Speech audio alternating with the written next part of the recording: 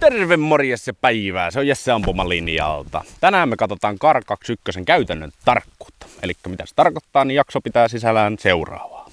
Ammutaan 100 metrin matkalta 10 laukauksen kasa. Katsotaan vähän semmoista käytännön tarkkuutta, jos aletaan nopsaa napsuttelemaan.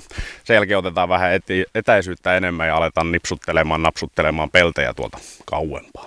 Mennään katsomaan. Puhalluttaako?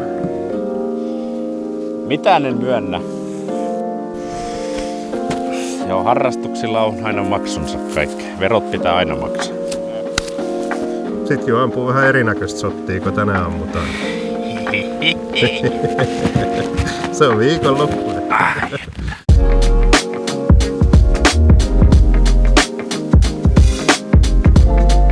On kyllä talvinen päivä.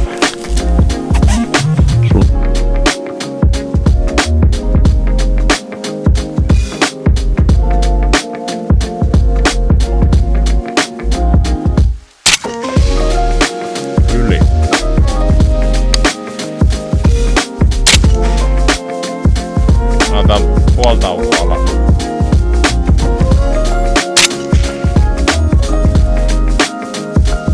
Puoltaulua alla piti ottaa.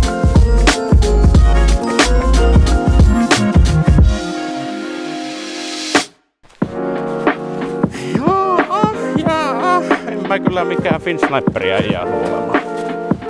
Kehtaako tämmöstä edes minnekään laitella? Totta tosiaan, eli meillä on asepohjana Kar 21. Meillä on tällä hetkellä siinä 308 piippu. Ammutaan GGGn Sierra Matchkingia tai jotain vastaavaa Hollow Bolt eli 168 grainista. Ja meillä on päällä tämmönen Burriksen 5-25 XTR kiikari. Nähdään vähän pidempään ja Utran vaimenni siinä päällä. Minkä takia me ammutaan 10 laukauksen kasa on se, että kun tää on puoliautomaattiase, niin sehän ei lähtökohtaisesti ole ihan mitään maailman tarkimpia vehkeitä.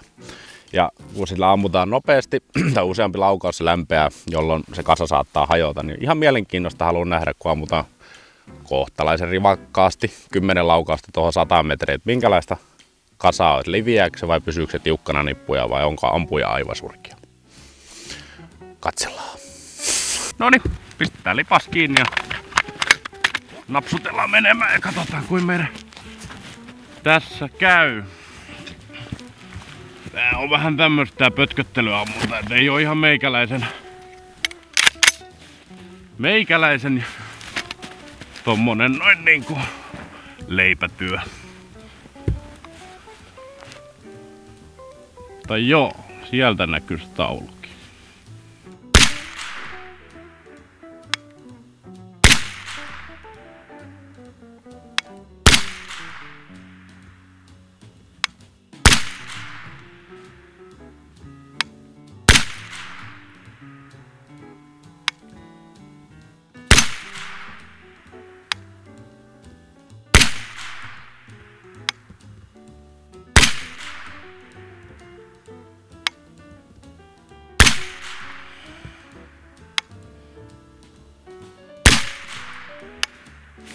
Siinä on 10. Vähän enemmän tulee noita kaasuja tuolta, kun paimenin on päällä tälleen pakkasilmalla. Vähän se, ei se kirvelle, mutta vähän se häiritti siinä. Kipitellään tauluilla ja käydään katsoa, että miten se napsus. Suuri metsästä ei hiavata. Ei musta kyllä finsniperia ole tällä ampumataidolla, mutta sanotaan nyt, että ihan ok. Tolleen kohtalaisen nopeasti huonolta tuolta ammuttuna. Selitys ja no, ei kirjoilla taas YouTubeen, mutta kaikilla on omansa. Siellä on ensimmäiset 5 laukausta niin tommosen 3,5 sentin kasassa ja sitten se alkoi repeämään tänne alas. Vähän asetta ja vähän ampujaa, mutta mun mielestä ihan ok. Ihan ok. Voitte sitten kommentoida, että osaatte itse ampua paikkalappuun. Ei tullut paikkalappua muuta tästä. Ei tästä. Pistetään pellit tonne ja mennään ampua pidempää matkaa. No niin, nyt on otettu ensi alkuun vähän varovaisemmin 200 metriä matkaa. Niin koroa otettiin pikkasen ja katsotaan miten pelti kilisee. Meillä on tuolla tommonen IPSI C-aluetaulu. Nips naps käy. Kivasti napsuu. Mennään vaan taaksepäin ja katsotaan mitä me seuraavaksi saadaan etäisyyttä. Ja sitten on 308 näytti mittari. Katsotaan. Vaikka 3 tai 5. 3 tai 5.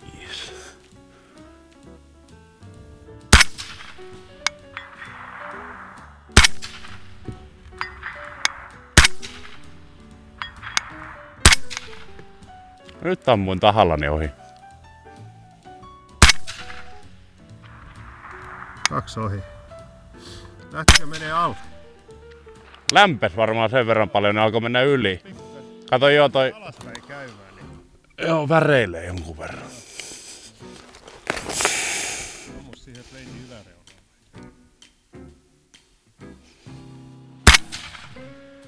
Joo, se meni alli. Nyt meni sivulta. Kyllä sinne osuu. En tiedä, en oo mikään snipperityyppi pötköttelijäampuja, mutta kyllä se ihan hyvin 3 ensimmäistä meni ja sitten alkoi ampua ja olen niin kiimassa, niin ei osannut enää ampua oikeaan kohtaan tai jotain vastaavaa. Jaahas, jatketaan sitten tätä sunnuntai-harjoittelua ja mennään taas vähän taaksepäin. No niin, nyt ollaan saatu tänne Grande Finale etäisyyteen. Eli meillä on 420 metriä tästä matkaa. On pikku sivuttaistuuli tässä näin ja 4,2 otettiin koroa tohon noin. Koitetaan muutaman laukauksen verran. Osuuko? Hyvin kilisee.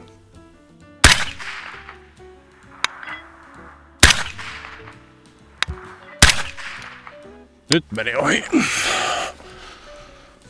Tämmönen ei oo ihan mikään tarkkaampuja tukki nää AR. Tähänkin sais varmaan, jos haluais pitkää matkaa pötkötellä enemmän, niin fiksumman tukin.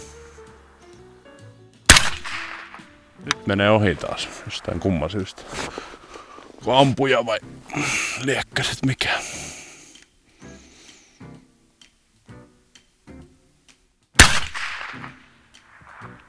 Mistäkään se meni ohi? Semmosta tällä kertaa. Ladataan vielä muutama. Tää on ihan mielenkiintoinen ampu. Vähän pidempään. En oo siis itse kovin paljon ammuskellut koskaan pitkää matkaa. Niin kuin näkyy, niin aina nappipohjassa ja 5 metrin päästä roskakasa ammuttuu. Mut on tämäkin semmonen laji, mitä kannattaa harjoitella.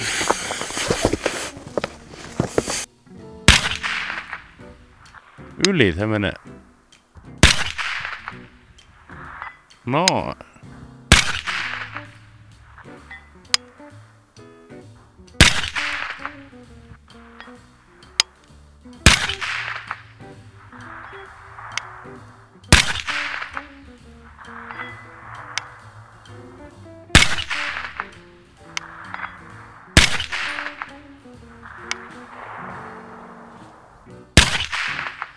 Nyt alkoi lämpeämään, niin sitten ei enää sama.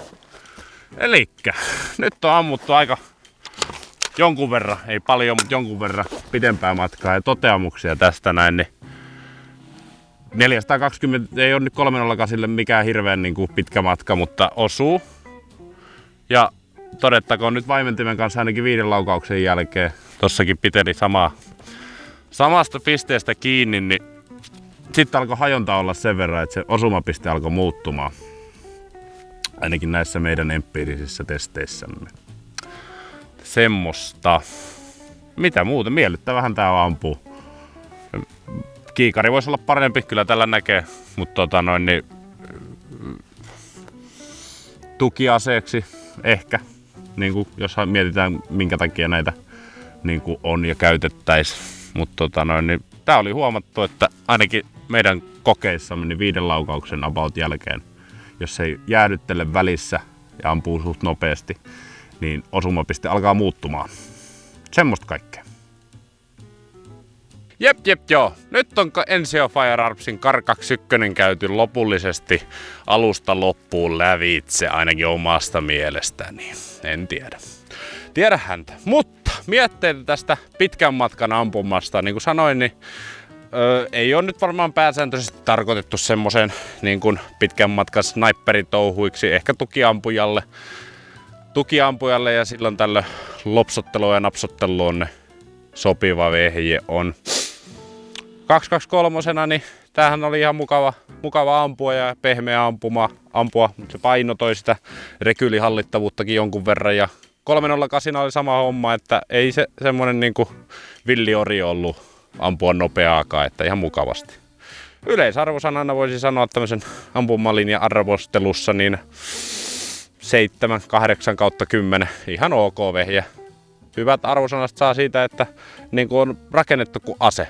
Eli tuntuu ja näyttää siltä, että se on ase eikä mikään muovilelu. Ja siinähän se kaikki tällä kertaa.